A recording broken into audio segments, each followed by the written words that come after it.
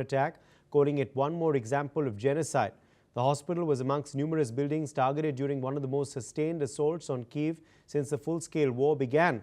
Russia launched a massive wave of attacks involving 595 drones and 48 missiles across Kyiv and other parts of Ukraine. Ukrainian air defenses intercepted and shot down 568 drones and 43 missiles. The capital was identified as a primary target. Let's listen into what Vitali Klitschko, mayor of Kyiv, had to say. This last attack, one more attack in last night in our hometown.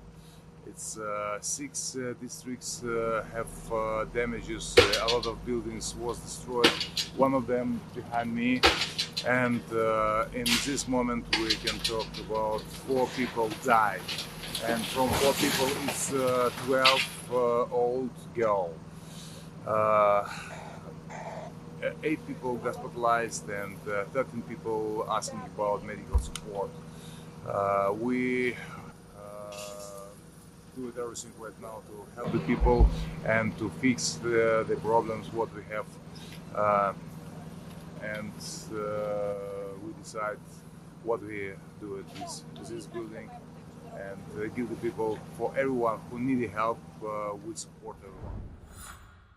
We everybody hoped of diplomatic solution, diplomatic way to stop this war, but we see result of discussion. From one side, the Russian Federation talked about just military object is a target for his attack, but we see how many people died, and more than 300 people, I'm talking just about civilians, 300 civilians killed in our hometown from beginning to war, almost 30 children. And it's a tricky game. I don't believe the Russians want to stop this war, because the main goal of Putin to rebuild Russian Empire, and Ukraine is a very important puzzle in his sick vision. The Russian Defense Ministry has stated that the overnight offensive also targeted Ukrainian military-industrial enterprises and military airfield infrastructure, aiming to disrupt the operations of the armed forces of Ukraine. Now, emergency crews have responded quickly to a rocket strike in Kyiv overnight amidst the chaos and destruction. Listen into a few reactions from a resident who survived the strikes.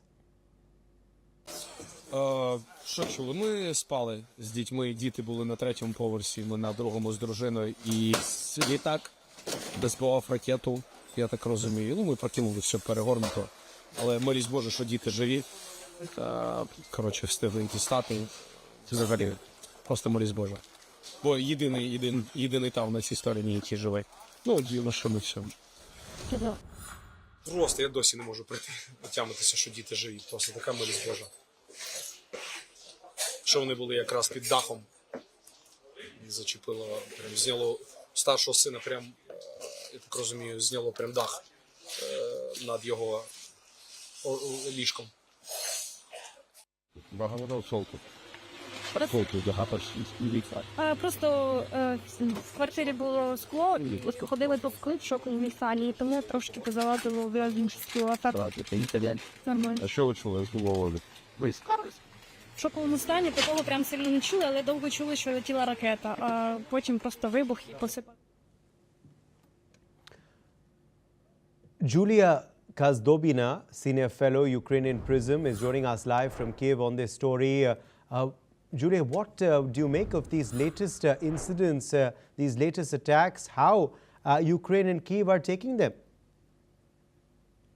Well, I mean, it's definitely these attacks are definitely taking their toll. People see that these are random attacks, and Russia uses them to actually break the will of Ukrainians, because Russia is failing to win at the battlefield, and its only hope is to break the resistance in the Ukrainian rear. And so, of course, you could see families there who have suffered, but there's also a different side, because there are also people who flock together and who try to help each other to clean up after these attacks and to support each other. And there are cafeteria next to these ruined buildings, which offer people free coffee, free tea, and people also bring and offer clothing, because those whose homes are ruined are usually left without anything. And so it's of course, I mean, nobody is happy about what's happening, and people are increasingly recognizing that the situation is serious, and that the promise of a quick peace that President Trump said when he was running his election campaign, that promise is not coming true, because no matter what he does, Russia continues attacking. So, and I would agree with Kyiv mayor Klitschko, who said that the goal of Russia is to restore the Russian Empire, and Ukraine is an important piece of that puzzle, and so he's not going to stop unless he is stopped. Right. Julia, also, if I were to ask you on, these latest, strikes, what have been the targets in this latest assault? Reportedly, a hospital also was targeted, which is something that is being criticized. A hospital was targeted in the recent days.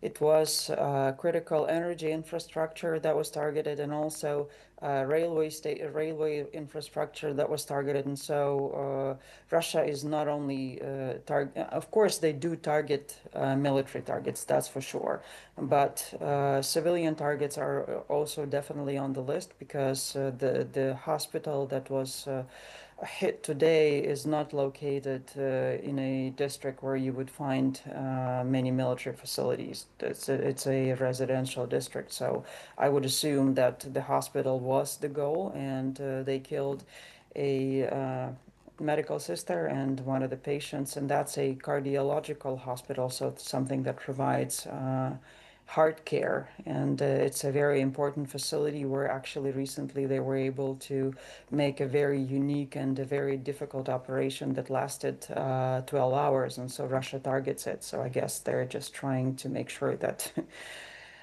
we have very little hope.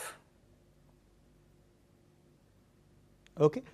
Also, Julia, as far as these incidents are concerned, are they then pushing Russia and Ukraine anywhere closer to peace talks or further away?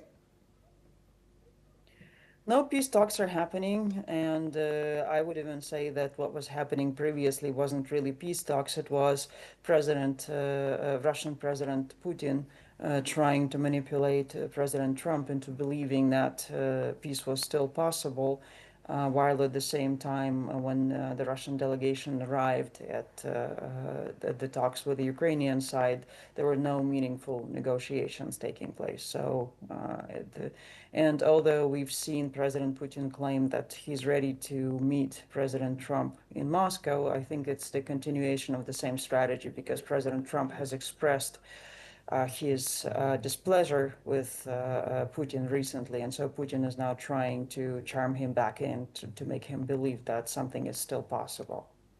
All right. In fact, we are getting further updates this hour. Kremlin spokesperson